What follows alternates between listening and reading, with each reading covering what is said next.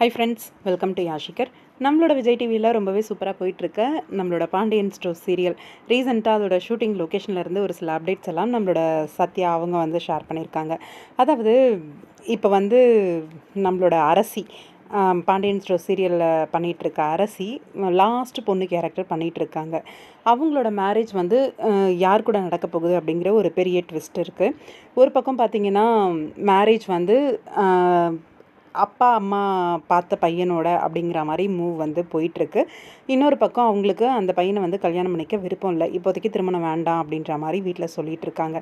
அதாவது அன்னிங்கெல்லாம் அதை நிறுத்தணும் அப்படின்னு பிளான் பண்ணிகிட்டு இருக்காங்க ஒரு பக்கம். இன்னொரு பக்கம் நடத்திடணும் அப்படின்னு அப்பா தீவிரமாக இறங்கியிருக்காரு. இதில் இப்போது நம்மளோட அரசி பார்த்திங்கன்னா கல்யாண கோலத்தில் அந்த ஜடையெல்லாம் வச்சு வெட்டிங் வைப் அப்படின்னு சொல்லி ரீசெண்டாக அவங்களோட இன்ஸ்டாகிராம் பேஜில் ஒரு புது ரீல்ஸ் ஒன்று போஸ்ட் பண்ணியிருக்காங்க. நல்லா அழகாக ட்ரெஸ் பண்ணியிருக்காங்க, பட்டு சாரியெல்லாம் கட்டி அந்த ஜடையெல்லாம் வச்சு ரொம்ப அழகாக இருக்காங்க. வெட்டிங் வைப் அப்படின்னும் போதே கல்யாணம் தான் அப்படின்றது நல்லா தெரிஞ்சிருச்சு. அவங்க இருக்கிற லொக்கேஷன் பார்த்திங்கன்னா ஒரு வேளை மாப்பிள்ளையோட வீடாக இருக்குமா அப்படின்ட்டு. ஏன்னா இது பாண்டியனோட வீடு கிடையாது, புதுசாக இருக்குது லொக்கேஷன்.